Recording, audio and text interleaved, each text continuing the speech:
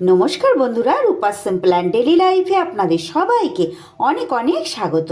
প্রতিদিনের মতো আজও হাজির হয়েছি এক নতুন স্বাদের নতুন রেসিপি নিয়ে। আজ শেয়ার করছি একটা পিঠের রেসিপি, পাটিসাপটা পিঠে। কিভাবে তৈরি করলে একটুও জড়িয়ে যাবে না আর সাদা ধপধপে নরম তুলতুলে হবে, সেটাই আজ শেয়ার করছি।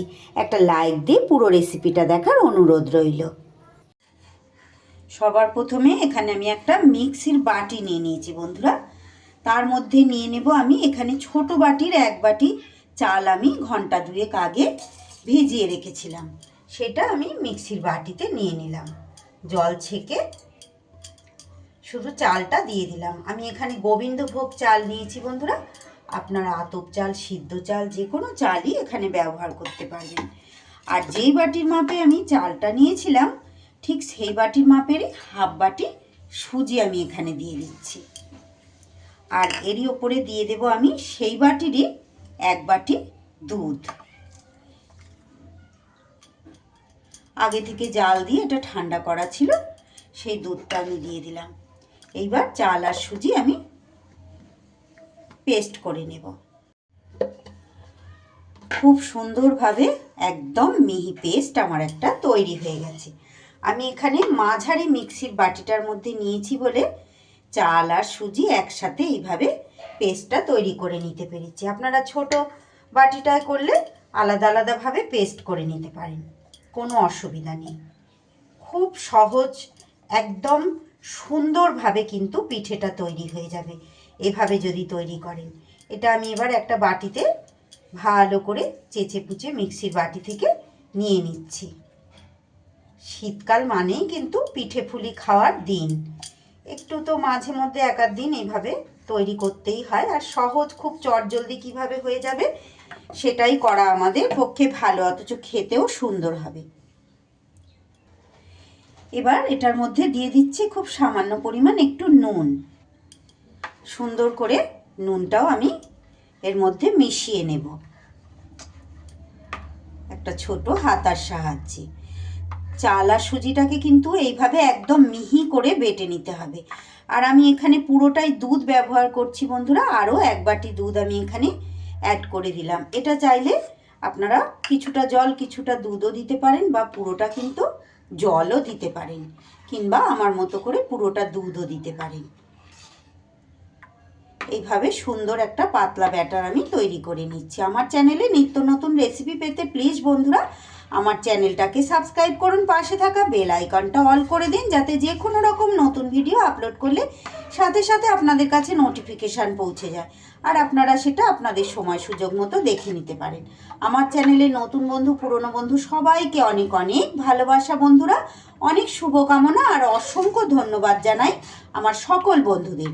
যারা আজ প্রথম এসেছেন তাদের কাছে অনুরোধ, যদি আমার রেসিপিটি ভালো লাগে প্লিজ বন্ধুরা একটা লাইক করে দেবেন আর একটা ছোট্ট কমেন্ট করে জানিয়ে যেতে ভুলবেন না। আর যারা নতুন তারা প্লিজ আমার চ্যানেলটা সাবস্ক্রাইব করে আমার পাশে থেকে যাবেন।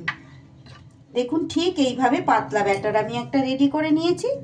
একদম হাতার গায়ে কিন্তু এইভাবে পাতলা লেগেছে, দেখে নিশ্চয়ই ঘনত্বটা আপনারা বুঝতে পারছেন। এবার এটাকে সরিয়ে রেখে তৈরি করে নেব আমি পুর। এবার নারকেলের পুরটা আমি রেডি করে নেব। আমি আজকে নারকেলের পুর দিয়েই পিঠেটা তৈরি করব বন্ধুরা। আপনারা চাইলে নারকেলের পুরের জায়গায় এখানে আপনারা ক্ষীর বা সন্দেশ দিয়েও কিন্তু করতে পারেন। গ্যাসে আমি কড়াই বসিয়ে দিয়ে দিয়েছি একটু পরিমাণ মতো পাটালি গুড়, তার উপর নারকেলটা দিয়ে দিলাম, দিয়ে এবার সুন্দর করে নাড়িয়ে চাড়িয়ে পুরটাকে তৈরি করে নেব।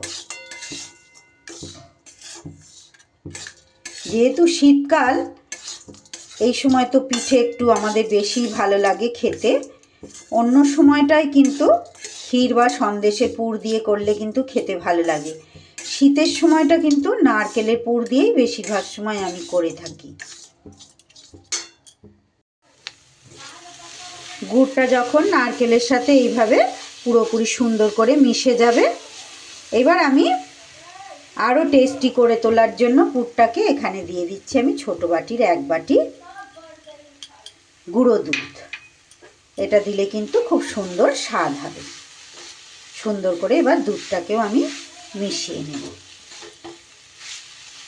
বেশ একটা ক্ষীর ক্ষীর ফ্লেভার হবে, দারুণ লাগবে খেতে।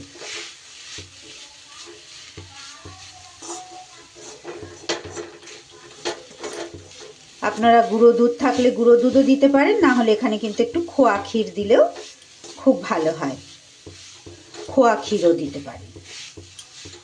আমার হাতের কাছে আজকে খোয়া ক্ষীর নেই বন্ধুরা, তাই গুঁড়ো দুধটা দিয়ে দিলাম। আমি কিন্তু গ্যাস বন্ধ করে দিয়েছি বন্ধুরা। সুন্দর করে এইভাবে দুধটা মিশিয়ে নিয়েছি, পুর আমার একদম রেডি হয়ে গেছে। এবার পুরটাকে একটু ঠান্ডা করে নিতে হবে। এইবার গ্যাসে আমি একটা তাওয়া বসিয়ে দিয়েছি। তাওয়াতে এইভাবে বেগুনের বোঁটা কেটে আমি কিন্তু একটা ব্রাশের মতো তৈরি করে নিয়েছি।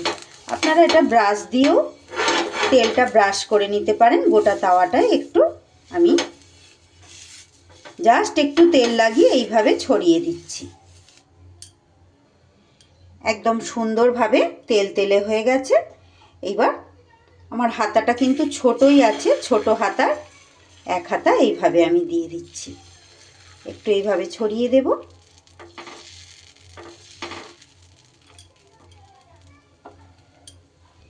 এইবার ওপরের দিকটা যখন এইভাবে শুকনো শুকনো হয়ে যাবে, আমি একটা সাইড দিয়ে এইভাবে পুরটাকে হাতে একটু দলা দলা করে এইভাবে দিয়ে দিয়েছি, এটা রোল করতে সুবিধা হওয়ার জন্য। এক হাতে দেখাতে বন্ধুরা একটু অসুবিধা হচ্ছে আমার। এইভাবে আস্তে আস্তে আমি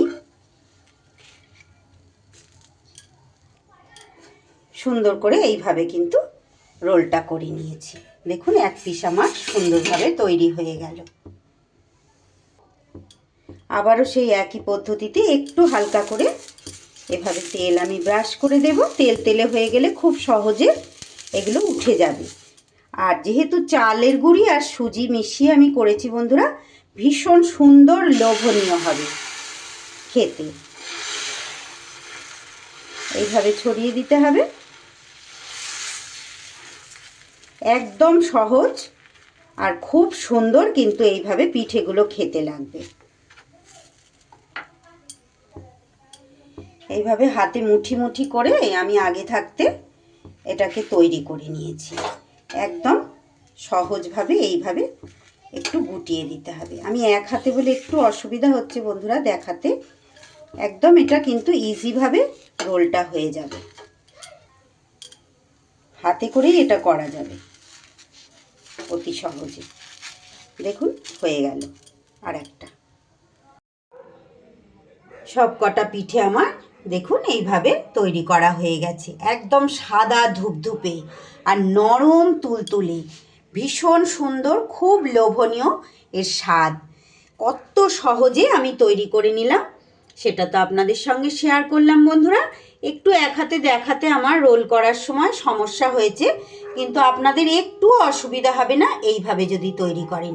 মাপটা একটু পারফেক্ট এইভাবে রাখবেন আমি যেভাবে করলাম, তাহলেই দেখবেন আপনাদেরও এতটাই সুন্দর হবে। খুব সহজ, খুব লোভনীয়।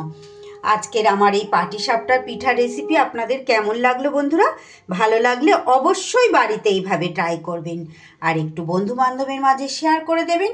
ছোট্ট একটা কমেন্ট করে জানিয়ে যেতে ভুলবেন না। আপনাদের একটা লাইক আর একটা কমেন্ট আমাকে কিন্তু নতুন নতুন ভিডিও তৈরি করতে উৎসাহ যোগায়। আজকের রেসিপি তাহলে এখানেই শেষ করছি বন্ধুরা। যদি ভালো লাগে প্লিজ একটা লাইক, কমেন্ট, শেয়ার ও নতুনরা সাবস্ক্রাইব করে আমার পাশে থাকবেন। সবাই খুব ভালো থাকবেন, সুস্থ থাকবেন। আবারও ফিরে আসছে আগামী দিন এমনই কোনো সহজ লোভনীয় রেসিপির সাথে। সকলকে অসংখ্য অসংখ্য ধন্যবাদ জানিয়ে আজকের রেসিপি আমি শেষ করছি।